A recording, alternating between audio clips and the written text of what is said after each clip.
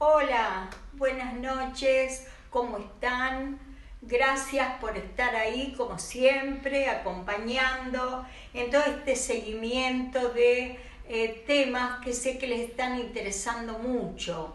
Hoy lo que les propuse, y la verdad que muchos me respondieron muy interesados, es justamente contarles una gran experiencia que tuve en mi encuentro con el Dalai Lama. Primero les voy a contar,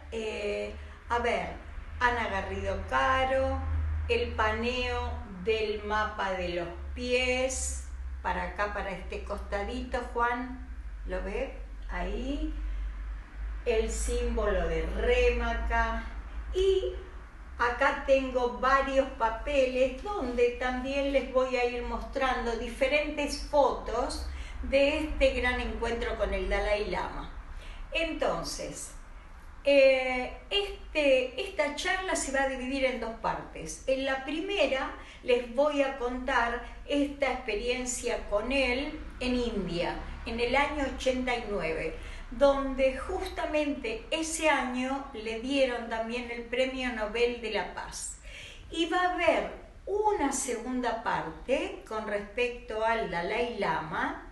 Estamos hablando, por supuesto, su investidura para el mundo budista es su santidad el Dalai Lama, como para el cristianismo es el Papa, su santidad el Papa. Entonces, les decía que este encuentro con el Dalai Lama, en realidad hoy me voy a referir a esta etapa de India. Más adelante ya se van a enterar también, porque tengo una maravillosa ayudante, que es mi nieta Sole Gursa, que me arma todas esas noticias que ustedes van recibiendo, esos flyers, esos avisos. Entonces ya se van a enterar también cuando voy a hablar sobre el Dalai Lama, pero ya en una segunda etapa, que fue en el año 92, cuando por primera vez vino a Argentina, y ahí tuve nuevamente la dicha de poder estar en contacto en ese momento, y ya les voy a contar de qué se trató. Muy bien, vamos a comenzar entonces con Dalai Lama en India en el año 89. Vamos a mostrar una imagen de, por ahí algunas personas no saben, no vieron su imagen. ¿Se ve bien, Juan? Sí. Bien. Vamos a ver otra imagen también de su santidad el Dalai Lama. Y luego les voy a narrar cómo llegamos a Dharamsala, que es en realidad el pueblito al pie de los Himalayas, donde él está refugiado hace más de 50 años, cuando lamentablemente por estas historias que a veces tenemos en la humanidad,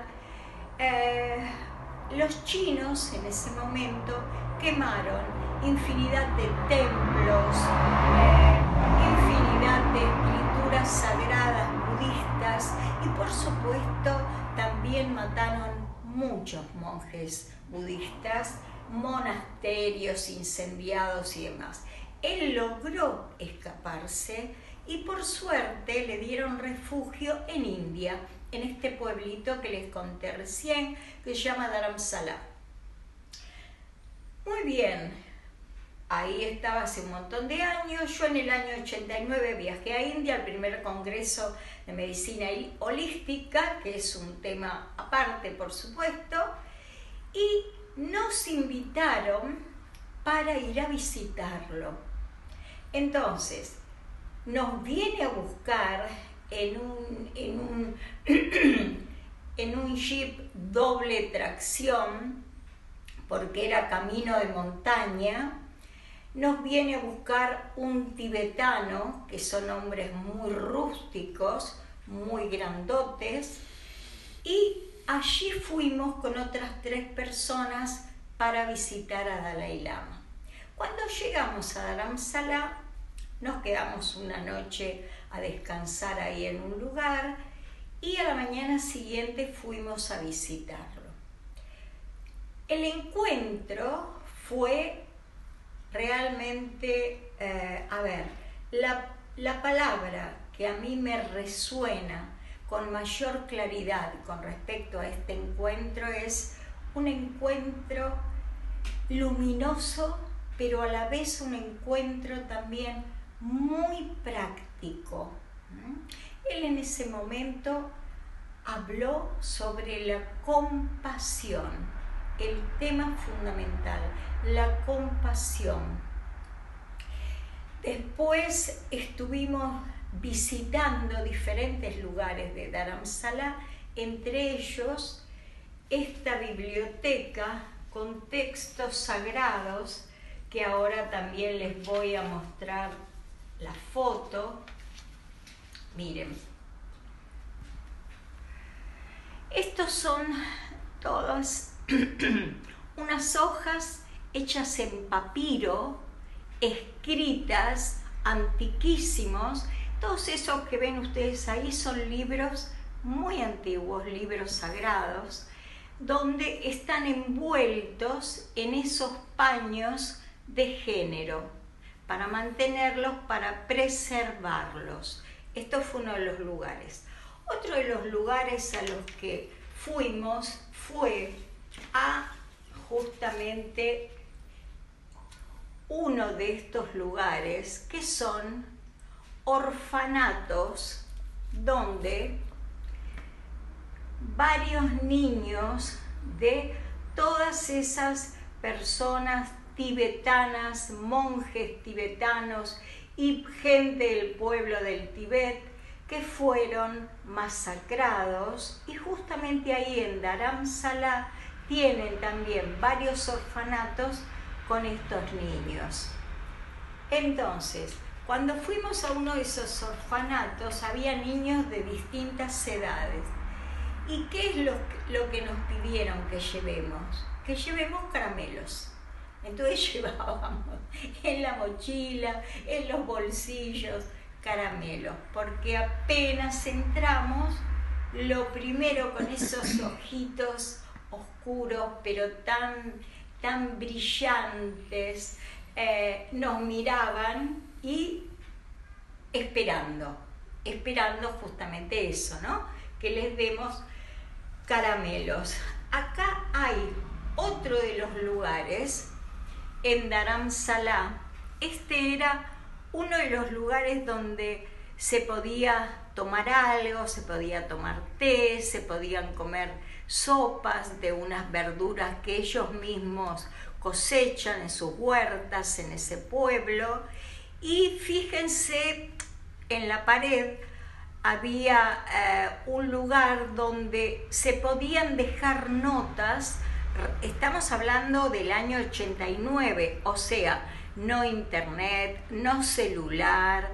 Entonces en estos paneles la gente dejaba notas cuando de pronto quería encontrarse con algún amigo o con alguien que iba a llegar, y entonces ahí quedaba anotado en qué lugar estaba, en qué lugar lo iba a esperar. Luego, miren, allá era muy normal estar caminando por las calles y de pronto ver así en el bosque unas manchas color bordó. Esas manchas color bordó eran monjes que estaban meditando en el bosque, al pie de los árboles, así en cualquier lugarcito. No sé si ustedes van a llegar a verlo porque son fotos realmente pequeñas. Ahí a la distancia se ve una manchita roja que es justamente uno de los monjes que vive con el Dalai Lama meditando. Luego, esto ya es en el lugar donde vive el Dalai Lama con un montón de monjes, y ahí es un patio de ese lugar que en realidad cuando dijeron el palacio del Dalai Lama, nosotros acostumbrados a ver los palacios de India, pensábamos que se trataba del mismo tipo de edificio. Pues no, en realidad lo llamaban el palacio del Dalai Lama, más por lo que significaba en cuanto a quienes vivían en ese palacio, pero no por el edificio. Era en realidad un lugar súper sencillo. Luego, otra de las cosas también que me traje fue esto sobre actualidades tibetanas, donde cuentan cuáles son las cosas que están haciendo ahí en Dharamsala para seguir ayudando a el Tíbet. Y una de, por supuesto, la causa principal por la cual él viaja inclusive por el mundo es porque quiere la libertad del Tíbet. Es necesaria la libertad del Tíbet. Y como les decía, por esas situaciones que a veces se dan en la humanidad, ¿no? Llamémosle guerras, llamémosle encuentros violentos entre diferentes grupos humanos. Y yo siempre veo que en realidad se trata de lo mismo, porque es en realidad esta cosa tan sencilla como yo tengo esta idea sobre algo, vos tenés esta otra idea. Bien, por más que pensemos diferente, eso no significa que tengamos que terminar peleándonos. Entonces yo veo que por esa misma situación de no entender al otro o no opinar como el otro, hay personas que el grado de tolerancia lo tienen 0. Entonces, ¿qué ocurre?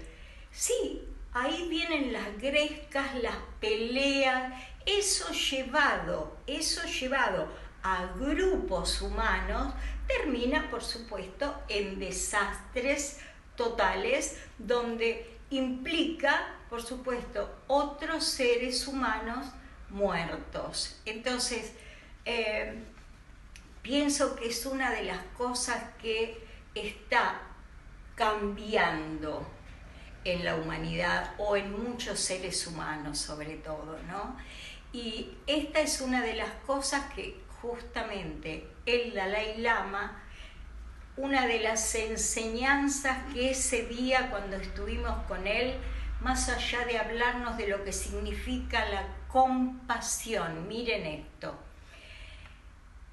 Yo en ese momento, cuando empezó a hablar de la compasión, yo me imaginé que se iba a tratar de esa emoción de que el otro me da pena, entonces me inspira a ayudarlo.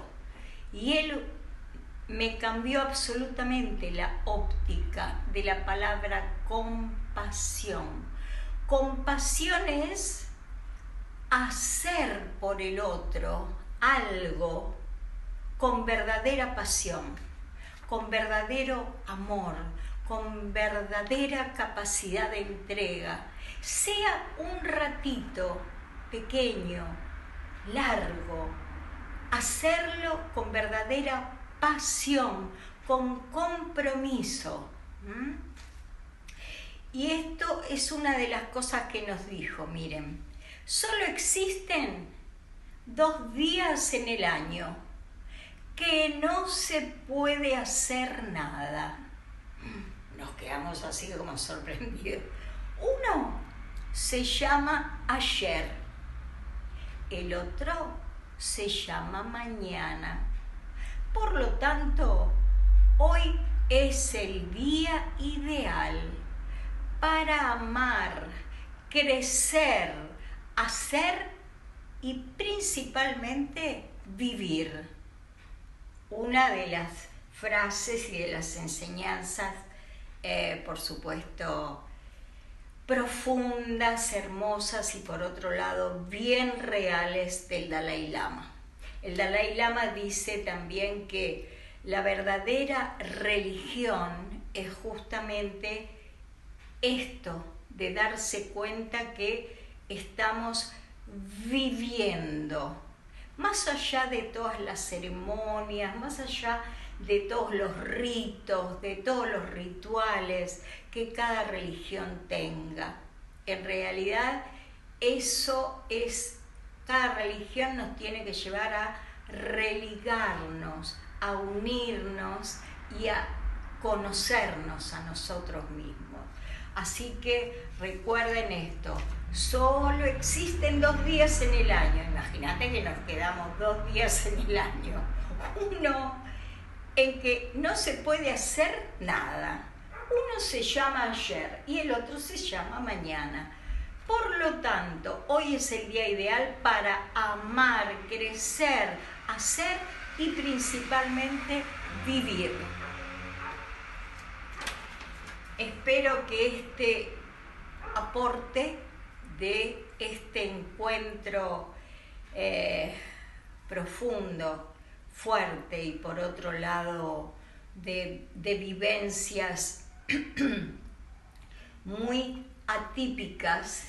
Por empezar, estábamos en un pueblito en la montaña, y habíamos ido especialmente para esto, para esta reunión que por suerte habían podido organizar como para conocerlo y estar en contacto con él. Y 3 años más tarde, cuando vino por primera vez a Argentina, a raíz de este encuentro con él allá en Dharamsala, es que también lo pude acompañar junto a mis 3 hijos en diferentes momentos de su estadía en Buenos Aires. Esta era la primera parte, ¿no?, del, este encuentro con el Dalai Lama en el año 1989. Luego, esta segunda parte, yo sé que varios de ustedes están esperando también esta segunda parte, porque es esos elementos que les voy a dar ahora, sencillos, reales y con muy buen resultado para que se autoayuden. ¿Para que se autoayuden en qué en este caso? Vieron que hablamos de tips, ¿no?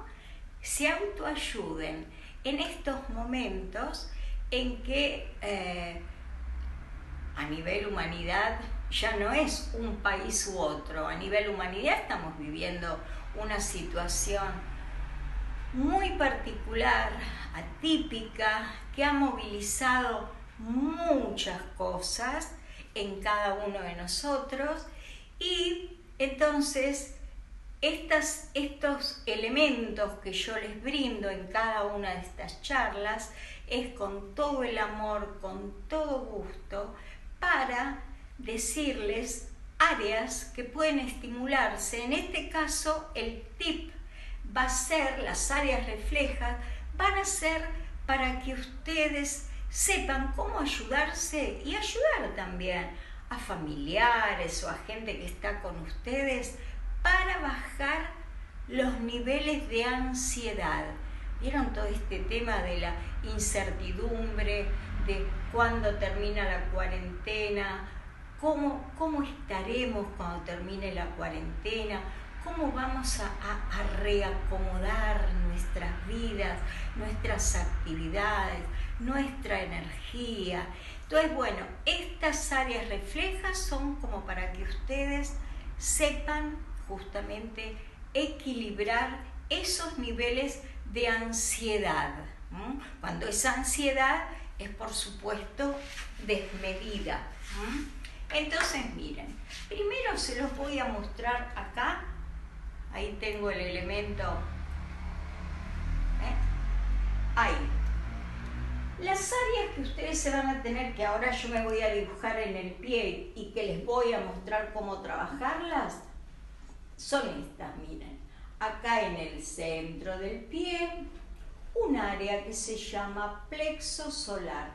acá en el borde del piecito. Siempre estamos hablando de la planta y fíjense que es en los dos pies, en las dos plantas, en la derecha y en la izquierda.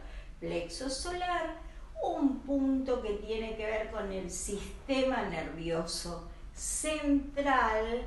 Luego tenemos también áreas como todo lo que está en la yema del dedo gordo, donde la vamos también a trabajar. Son 3 áreas, entonces, en cada pie. Toda la yema del dedo gordo, esta zona del centro del pie, debajo del metatarso, debajo de la almohadilla, y esta otra acá en el borde, ¿tá? Yo ahora me lo voy a dibujar acá para que ustedes lo vean y les voy a mostrar. A ver, voy a correr. Ahí vamos, para estar más cómoda. Miren, ¿se ve bien, Juan? Ok. Acá debajo de la almohadilla, en el centro, este círculo. Luego, debajo de este huesito del dedo pequeño, hasta donde comienza el talón, es la otra zona. Y luego, toda la yema del dedo gordo. Esto en los dos pies. Yo ahora se los voy a mostrar solo en uno, como para que ustedes vean cómo es, ¿sí? Entonces, pueden empezar por cualquiera de los 3, ¿sí? Vamos a comenzar acá. Miren bien, nudillo. Vamos por toda la yema. Con una presión, miren, no me quedo solo tocando el tejido epitelial. Entro profundo, profundo. Por ahí les va a doler, no se preocupen. Profundo, profundo. Acá tienen que estar 1 minuto reloj. Luego, en esta otra zona, ahí, en el plexo solar, que es el centro emocional, tienen que estar 1 minuto reloj. Traca, traca, traca, traca, traca. Luego, en este otro, también, fíjense que es a partir de este huesito y hasta donde empieza el talón. O también lo pueden hacer así. Profundo, profundo, profundo, profundo. 1 minuto reloj en cada lugar. ¿Está? Y luego lo hacen, repiten lo mismo en el otro piecito. ¿Está?